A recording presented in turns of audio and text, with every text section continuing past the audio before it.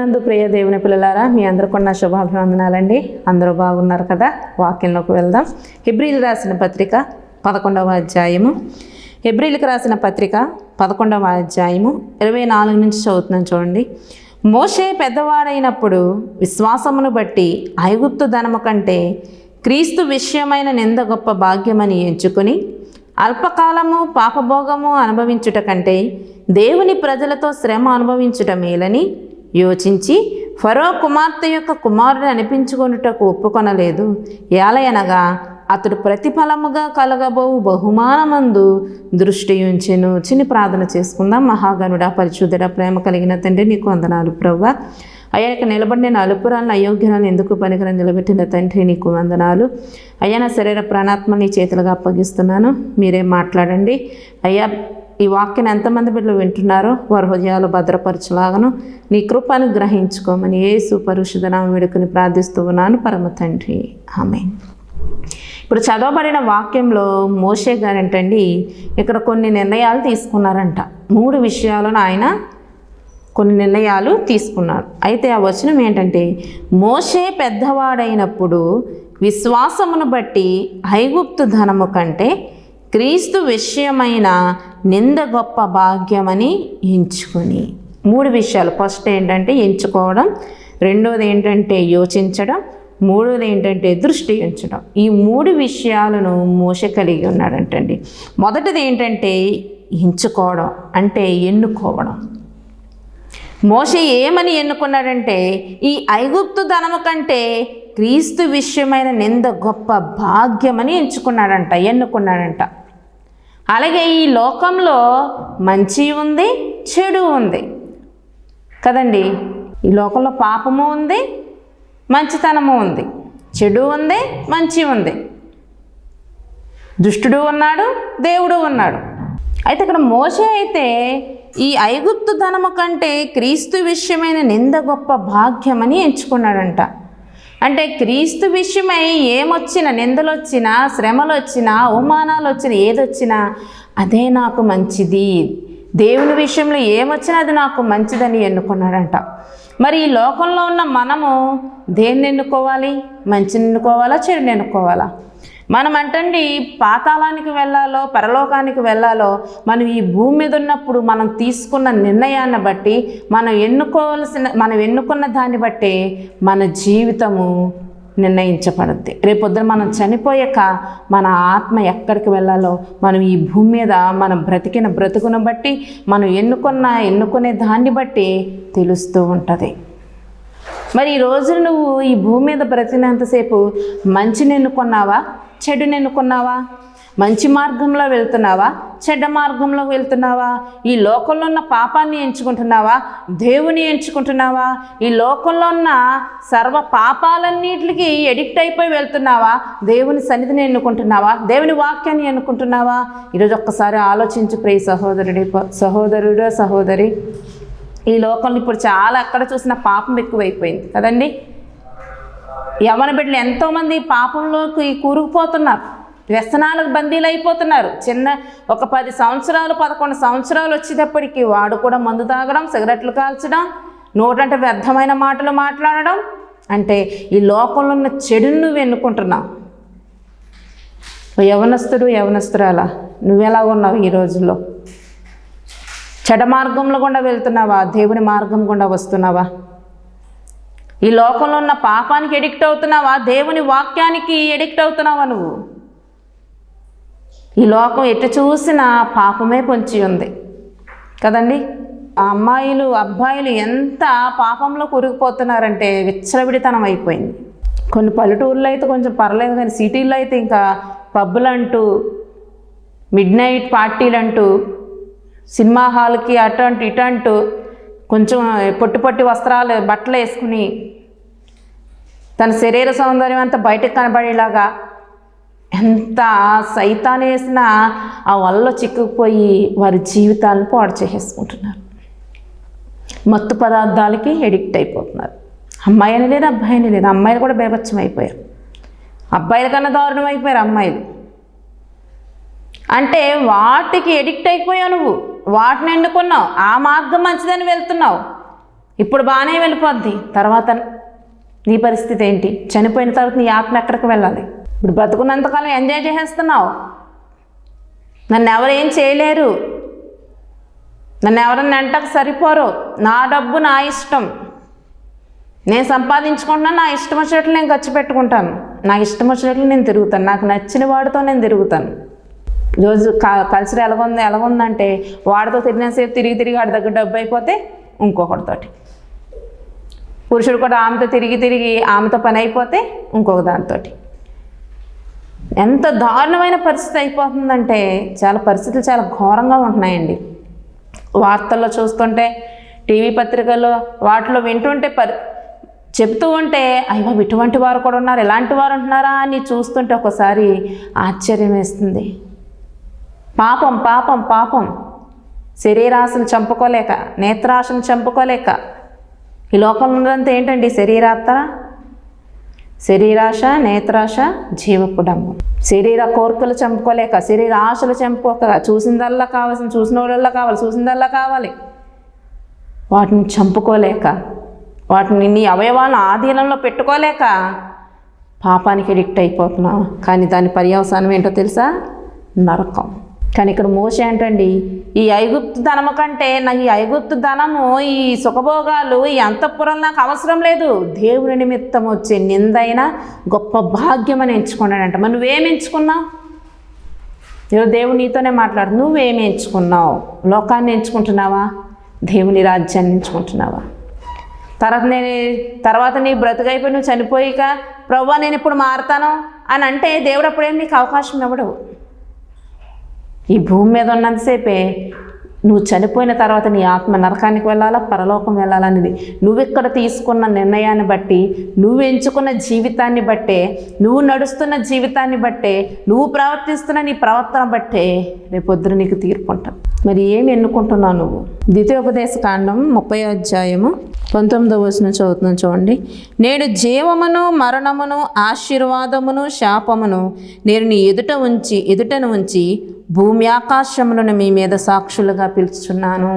దేవుడు అంట మనకి ఈ భూమి మీద ఏముంచాడంటండి? నేడు జీవమును ఇట్టాడంట, మరణమును పెట్టాడంట, ఆశీర్వాదము పెట్టాడంట, శాపము పెట్టాడంట. ఇవన్నీ మీ ఎదుటి నుంచి రేపొద్దునంట భూమి ఆకాశములను మన సాక్షులుగా పెడతాడంట ఆయన.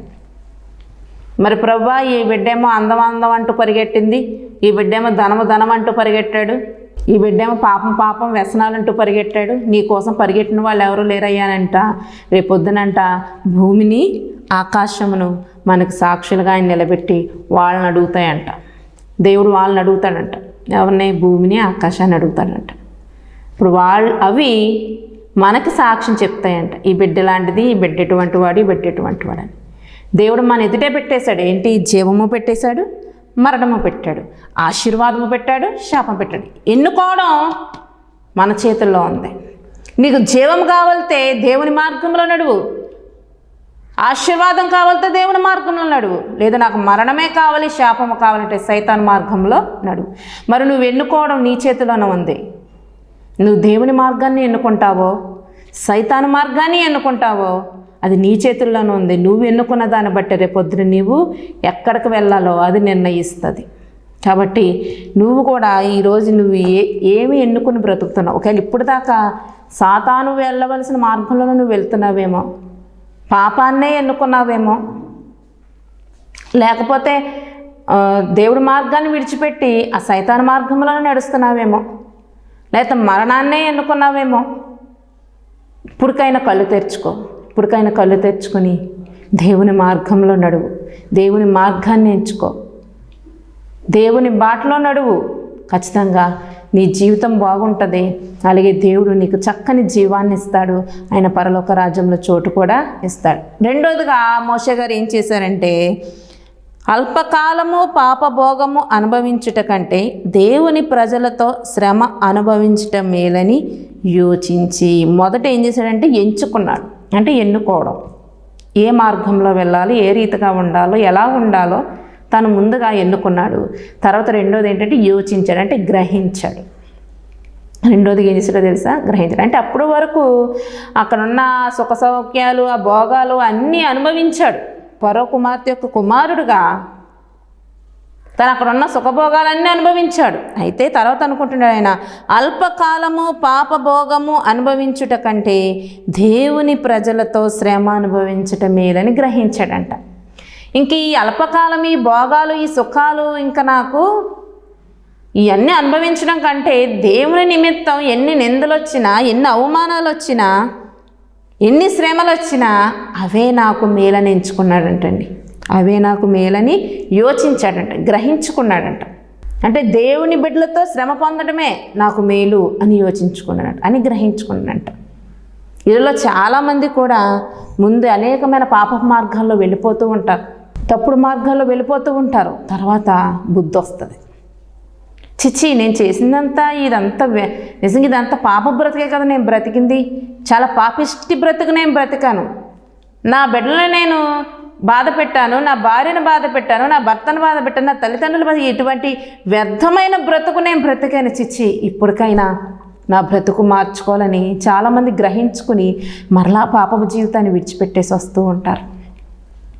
మరి ఈరోజు నువ్వు ఏ స్థితిలో ఉన్నావు? గ్రహించుకునే స్థితిలో ఉన్నావా? నువ్వు చేస్తుంది కరెక్ట్ కాదు అని గ్రహించుకుంటున్నావా? నేను చేస్తుంది తప్పు అని గ్రహించుకుంటున్నావా? గ్రహించుకుంటే నీ జీవితం బాగుపడుద్ది, నీ బ్రతుకు బాగుపడుద్ది.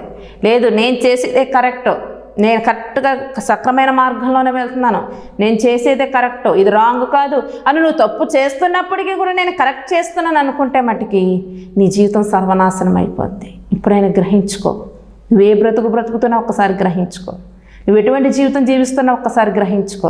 అది తప్పుడు మార్గం అయితే ఇప్పుడే తప్పుడు మార్గం నుంచి బయటకు వచ్చి, తప్పుడు మార్గం నుంచి బయటకు వచ్చి దేవుణ్ణి అడుగు, ప్రభువా నేను తప్పుడు మార్గంలో వెళ్ళానయ్యా, నన్ను క్షమించు ప్రభువా, నేను ఇంకెప్పుడు మళ్ళా ఆ పాపం అనే బురదలో నేను ఇంక దొరలనాయనా, నీ సన్నిధిలోనే ఉంటాను, నీకు నమ్మకంగా ఉంటాను, నీ సాక్షిగా నేను బ్రతుకుతాను, ఈ పాపపు జీవితాన్ని విడిచిపెట్టేసి నీ దగ్గరికి వస్తానని దేవుని ఎదుట నీ పాపాలు ఒప్పుకొని గ్రహించుకుని ఆ పాపాన్ని విడిచిపెట్టే దేవుని సన్నిధికి రా.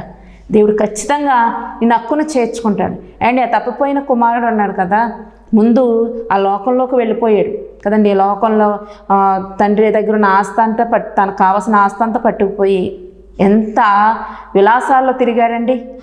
అమ్మాయిలంటూ ఇంకా జీవితం అంతా నాశనం అయిపోయింది, డబ్బంతా అయిపోయింది. ఆఖరికి ఆ పందులకి మేతట్టడం, పందుల దొడ్లో పనిచేయడం వరకు వచ్చేసింది. చివరికి తినటానికి తిండి లేని పరిస్థితి వచ్చేసినప్పుడు ఆ పందులు తినే పొట్టు తింటా కూడా సిద్ధమైపోయాడు. అప్పుడు అనుకున్నాడు, చిచ్చి ఇటువంటి బ్రతక నేను బ్రతికింది, అయ్యో నా తండ్రి దగ్గర నేను ఎలా బ్రతికాను, నా తండ్రి అనేక మంది పనోళ్ళకి పని ఇచ్చేవాడే, అనేక మందికి తిండి పెట్టేవాడే, అటువంటి కుమారుడు నేను ఈరోజు ఈ స్థితిలో ఉన్నాను. అవును, నేను చాలా తప్పు చేశాను, నేను చాలా పాపం చేశాను, నా తండ్రిని నా ఇంటి వారిని నేను విడిచిపెట్టేసి ఆస్తి తెచ్చి సర్వనాశనం చేసేసి ఈరోజు ఇది ఈ పరిస్థితి వచ్చింది. నా తండ్రి దగ్గరికి కనీసం నా తండ్రి ఇంట్లో పనివాడుగానే వెళ్తాను నేను. తప్పు తెలుసుకొని గ్రహించుకున్నాడండి ఆ తప్పిపోయిన కుమారుడు.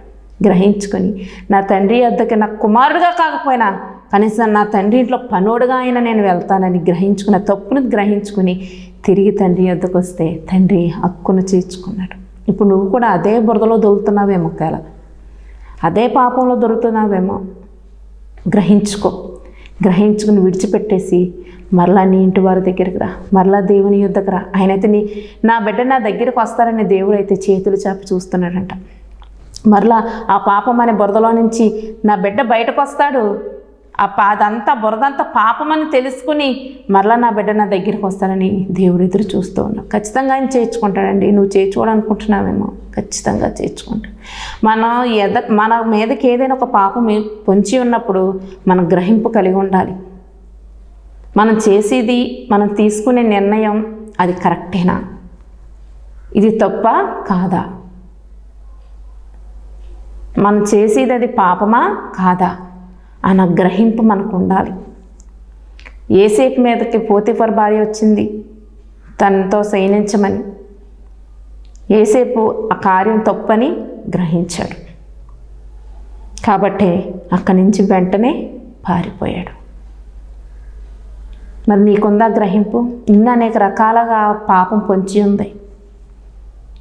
ఎక్కడికి వెళ్ళినా నిన్ను పాపం వెంటాడుతూ ఉంది. అయితే వెంటాడుతుంది కదా అని నువ్వు వెళ్ళి దానిలోకి లొంగిపోకూడదు. అది తప్పని తెలిసినప్పుడు వెంటనే గ్రహించుకొని అక్కడి నుంచి నువ్వేమైపోవాలో తెలుసా?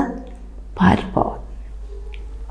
షడ్రకు మేషకు అబేద్నెగోల్ని కూడా ఆ రాజ్యంలో బబులోను రాజును ఉంచినప్పుడు రాజు ఆహ్వానిస్తాడు, వాళ్ళకి మాంసాహారాలు అన్నీ పెట్టండి, విందుకు పిలవండి అని. అక్కడ అంతా ఏముంటుందంటే అమ్మాయిల చేత నాట్యం చేయించడం, అవి ఇవి అంటే పాపపు కార్యాలు ఉంటాయి అక్కడ. అయితే ఆ యవ్వన బిడ్డలు ఏమన్నా తెలుసా? మేము రాము, మేము అక్కడికి రాము, ఎందుకంటే అది తప్పు, అది పాపము అని వారు గ్రహించుకున్నారు. మరి నీకుందా గ్రహింపు? నువ్వు వెళ్ళే చోట, నువ్వు చేసే పని చోట పాపం పొంచినప్పుడు, అది పాపమని తెలిసినప్పుడు, ఆ గ్రహింపు నీకున్నప్పుడు నువ్వు మరలా దాని జోలికి వెళ్తే నువ్వు ఆ పాపంలో పడిపోతావు. అది తప్పనే గ్రహింపు తెలుసుకునే మనసు నీకు ఉండాలి. ఆ గ్రహింపు మనసు నీకు ఉండాలి. ఇక్కడ మోషే అంటున్నారు, అల్పకాల పాపభోగాల విషయం నాకు అదంతా వద్దు, ఇంకా దేవుని నిమిత్తం, దేవుని ప్రజల నిమిత్తం ఆ శ్రమలు వచ్చినా అదే నాకు గొప్ప మేలు అని యోచించాడంట, గ్రహించుకున్నాడంట. మరి నీ గ్రహింపు ఎలాగుంది? మరి నువ్వెలాగున్నావు? ఒక్కసారి ఆలోచించు. ఇంకా పాప జీవితంలోనే కురుకుపోయి ఉన్నావా? ఇప్పటికన్నా బయటికి రా, గ్రహించుకో. కొంతమంది నేను చేసింది కరెక్టే అనుకుంటారు. కరెక్ట్ కాదు, అది పాపమైతే అస్సలు కరెక్ట్ కాదు. ఒక్కసారి గ్రహించుకో. ఏ కుటుంబాలు నువ్వు పాడు చేస్తున్నా ఒక్కసారి గ్రహించుకో. ఏ పాపంలో కూరుకుపోయినా ఒకసారి గ్రహించుకో. ఏసేపు గ్రహించుకున్నాడు అది పాపమని, దాని జోలికి వెళ్ళలేదు. షడ్రకు మేషకు అబేద్నెగోలు వీరందరూ గ్రహించుకున్నారు, అమ్మో అక్కడ పాపం, దాని జోలికి వెళ్ళకూడదు. మరి నువ్వు ఎలా గ్రహించుకున్నావు? సంసోన్ గ్రహించుకోలేకపోయాడండి. సంసోన్ గ్రహించుకున్నాడా? ఆ డెలీలా దగ్గరికి వెళ్ళాడు. వేసి ఆవిడ దగ్గరికి వెళ్ళేటప్పుడు, పాపం చేయడానికి వెళ్ళినప్పుడు అది పాపమని తెలిసి కూడా ఆమె వలలో చిక్కుకుపోయాడు, గ్రహించుకోలేకపోయాడు. చివరికి ఏమయ్యాడు? మరణించాడు. అంటే అది గ్రహించుకోకుండా నువ్వు ఆ పాపంలోనికి వెళితే దాని యొక్క పర్యవసానం ఏంటో తెలుసా? మరణం. అది దాన్ని తప్పించుకుని వచ్చేసితే యేసేపు ఏమయ్యాడండి? ప్రధాని, ఒక అధికారి అయ్యాడు. షడ్రకు మేషకు అబేద్నెగోలు ఆ పాపాలని అవి తెలుసుకుని వాళ్ళు అక్కడి నుండి విడిచిపెట్టి వచ్చేస్తే దేవుడు వాళ్ళకు కూడా ఒక చక్కని ఆధిక్యతను ఇచ్చాడు. అంటే నీ గ్రహింపు ఉంటే రేపు పొద్దున నుంచి ఆ పాపం నుంచి అది గ్రహించుకుని బయటకు వచ్చేస్తే తర్వాతే దేవుడిని ఒక ఉన్నత స్థానంలో నిలబెడతాడు. మోషే గారు అదంతా పాపభోగాలు అవన్నీ ఇంకా నాకు అనవసరం, నాకు ఇష్టం లేదని గ్రహించుకుని దేవుని నిమిత్తం పొందిన శ్రమైన నాకు మేలని వచ్చేస్తే దేవుడు మోషేని విడిచిపెట్టాడా? గొప్ప నాయకుడిగా, ప్రవక్తగా దేవుడు మోషేని నిలబెట్టాడండి. దేవుడు మోషేనే విడిచిపెట్టలేదే, యేసేపుని విడిచిపెట్టలేదే, దానియేలుని, షడ్రకు మేషకు అబేద్నెగోలను విడిచిపెట్టలేదే. వారి స్థానాలను, వారిని ఒక అధికమైన స్థానంలో దేవుడు నిలబెట్టాడు. మోషే అలా ఐగుప్తులోనే ఉండిపోతే అంత గొప్ప స్థానాన్ని దేవుడు ఇవ్వగలడా మోషేకి? అయితే అవన్నీ నాకు దేవుని నిమిత్తం, ఇవన్నీ నాకు అనవసరం, నాకు అస్సలు వద్దు, నా దేవుడే కావాలి, నా దేవుని ప్రజలతోనే ఉండాలి, వారి నిమిత్తం నాకు ఎన్ని శ్రమలు వచ్చినా పర్లేదు, అవన్నీ నాకు మేలని గ్రహించుకున్నాడు. మరి నీ గ్రహింపు ఎలాగుంది? ఆ పాపమని గ్రహించుకుని ఆ పాపం నుంచి బయటకు వచ్చేస్తే దేవుడు నిన్ను కూడా ఒక ఉన్నత స్థానంలో నిలబెడతాడు. దేవుడు కూడా నీకు ఒక ఇవ్వాల్సిన స్థానాన్ని ఇస్తాడు, నిన్ను ఒక స్థాయిలో నిలబెడతాడు. అనేక మంది నీ యొద్దకు వచ్చి నీ ఎదుట సాగిలపడే రీతిగా దేవుడు చేస్తాడు. ఎప్పుడైతే ఆ పాపమనే ఆ పాపపు తలంపుల నుంచి విడిచిపెట్టి గ్రహించుకుని ఆ పాపపు ఊబిలోంచి బయటికి రా. ఇప్పుడు దేవుడు ఖచ్చితంగా నీ పట్ల గొప్ప కార్యము చేస్తాడు. మూడవదిగా ఏమని ఎంచుకున్నాడంటే ఆయన, ఫరో కుమార్తె యొక్క కుమారుని అనిపించుకొనుట ఒప్పుకొనలేదు, ఏలయనగా అతడి ప్రతిఫలముగా కలగబో బహుమానమందు దృష్టి ఉంచెను. మూడోది ఏం చేశాడో తెలుసా మోషే గారు? దృష్టి ఉంచాడంట. అంటే కలగబో ప్రతిఫలమందు ఆయన ముందుగానే ఏం చేశాడు? దృష్టి ఉంచాడు. మరి నీ దృష్టి, నీ చూపులు ఎటువైపు ఉన్నాయి? నీ కను దృష్టి ఎటువైపు ఉంది? మన దేహానికి దీపం ఏంటండి? కన్నే. నీ కను దృష్టి దేని వైపు ఉంది? పాపం వైపు ఉందా? ఎటువైపు వెళ్తుంది నీ దృష్టి? చాలామంది అందం వైపు వెళ్తుంది దృష్టి, చాలామంది ధనం వైపు, చాలామంది ఆస్తిపాస్తుల వైపు, సంపాదన, ఈ లోకంలో ఉన్న వాటి వైపే మన కనుదృష్టి ఉంటుంది. మన ఆలోచనలైన, మన దృష్టి అయిన ఏదైనా సరే ఈ లోకం, ఈ లోకం, ఈ లోకం. ఒక స్త్రీ అయితే ఈరోజు నేను ఎంత అందంగా తయారవ్వాలో, అంత అందంగా ఎరవాలి, ఎంత మేకప్ వేసుకుని ఎంత బాగా తయారవ్వాలి, అందరికీ నేను బాగా కనపడాలి అని అందం మీద దృష్టి ఉంటుంది. కొంతమందికి అయితే నేను ఈ డబ్బు సంపాదించాలి, ఇంత సంపాదించాలి, అంత సంపాదించాలి, ఏదో మార్గంలో సంపాదించేయాలి, అది న్యాయమైన అన్యాయమైన ఏదైనా పర్లేదు, నేను డబ్బు మట్టికి సంపాదించాలి అంటే డబ్బు మీద నీ దృష్టి, అందం మీద నీ దృష్టి, ఆస్తిపాస్తుల మీద నీ దృష్టి. ఒకసారి నీ దృష్టి ఎలాగుందో ఒకసారి ఆలోచించు. నీ కను దృష్టి ఎలాగుందో ఒకసారి ఆలోచించు. నీ దృష్టి ఎక్కడ ఉండాలో తెలుసా? దేవుని వాక్యం మీద ఉండాలి, దేవుని మందిరం మీద ఉండాలి, దేవుని సన్నిధిలో ఉండాలి. కానీ ఈరోజు చాలామంది వారి యొక్క కను దృష్టి అందాల మీద, ధనము మీద, సుఖభోగాల మీద, ఎప్పుడు ఎంజాయ్మెంట్ చేద్దామా, ఎప్పుడు ఎటువంటి విలువగల వస్త్రాలు, విలువగల ఆభరణాలు వేసుకుందామా, విలువగల వాటిలో తిరుగుదామా, అక్కడికి వెళ్దాం, ఇక్కడికి వెళ్దాం, ఇక్కడ నేత్రాశ నేత్రాశ నేత్రాశతో ఈ లోకంలో చాలామంది బ్రతుకుతూ ఉన్నారు. కానీ మన దృష్టి దేని మీద ఉండాలో తెలుసా? దేవుని మీద ఉండాలి, దేవుని వాక్యం మీద ఉండాలి. వాక్యానుసారమైన జీవితాలు మనము జీవించాలి. ప్రతి దినము వాక్యం చదువుతూ ఉండాలి, ప్రతి దినము దేవుని సన్నిధిలోనికి రావాలి. అయ్యా అని దేవుని వైపు చూస్తూ మనం మొరపెడుతూ ఉండాలి, దేవుని స్తుతించేవారుగా ఉండాలి. మన కళ్ళు ఎప్పుడు దేవుని పని మీద, దేవుని పని చేయాలి, దేవునిలో ఉండాలి, దేవుని వాక్యం చదువుతూ ఉండాలి, దేవుని సంబంధించినవి చూస్తూ ఉండాలి అన్న ఆశ ఉండాలి. కానీ వ్యర్థమైన వాటి మీద మన మనసులు కానీ, మన కనుదృష్టి కానీ ఉండకూడదు. మోషే గారు అయితే చక్కగా 3 నిర్ణయాలు తీసుకున్నారు. ఆయన ఏంటంటే, మొదటంట ఎన్నుకున్నాడంట, తనే మార్గంలో నడవాలో ఎన్నుకున్నాడు.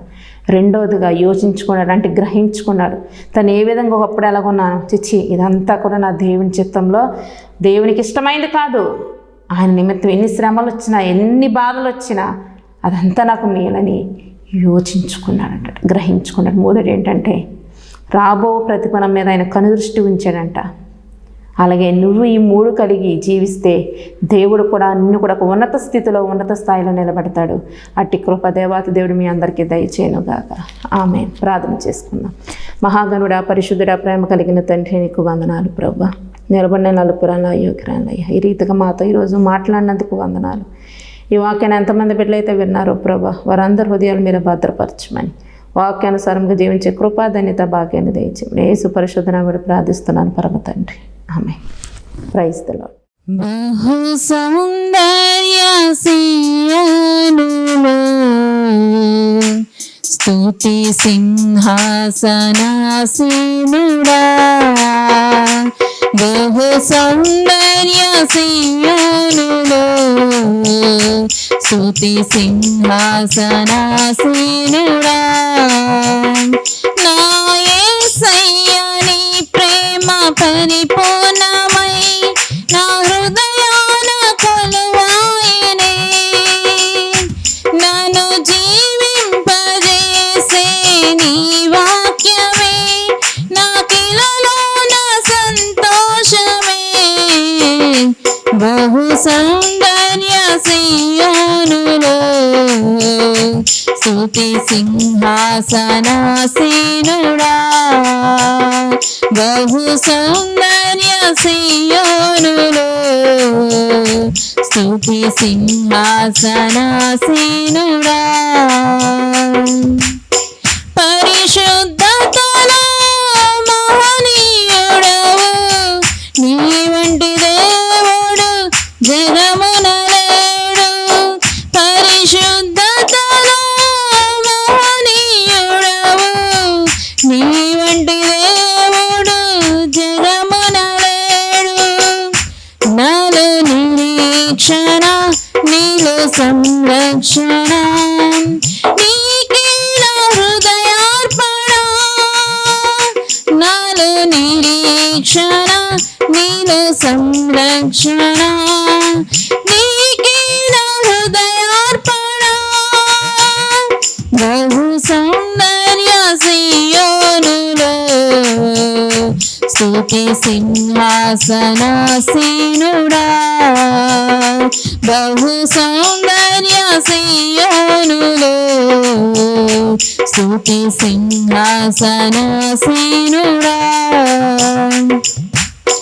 ఓటమి నీడలో క్షేమము లేక వేదన కలిగిన వేళలయందు ఓటమి నీడలో క్షేమము లేక వేదన కలిగిన వేళలయందు నీవు చూపించిన నీ వాత్సల్యమే నా హృదయాన నవజ్ఞాపిక నీవు చూపించిన నీ వాత్సల్యమే నా హృదయాన నవజ్ఞాపిక బహు సౌందర్య సియోనులో స్తుతి సింహాసనాసీనుడా బహు సౌందర్య సియోనులో స్తుతి సింహాసనాసీనుడా ఒంటరి బ్రతుకులో కృంగిన మనసుకు చల్లని నీ చూపే ఔషధమే ఒంటరి బ్రతుకులో కృంగిన మనసుకు చల్లని నీ చూపే ఔషధమే ప్రతి అరుణోదయం నీ ముఖ దర్శనం నాలో నింపిన ఉల్లాసమే ప్రతి అరుణోదయం నీ ముఖ దర్శనం నాలో నింపిన ఉల్లాసమే బహు సౌందర్య సియోనులో స్తుతి సింహాసనాసీనుడా బహు సౌందర్య సియోనులో స్తుతి సింహాసనాసీనుడా నా యేసయ్య నీ ప్రేమ పరిపూర్ణమై నా హృదయాన కొలువాయెనే నన్ను జీవింపజేసే నీ వాక్యమే నాకిలలోన సంతోషమే బహు సౌందర్య సియోనులో స్తుతి సింహాసనాసీనుడా బహు సౌందర్య సియోనులో స్తుతి సింహాసనాసీనుడా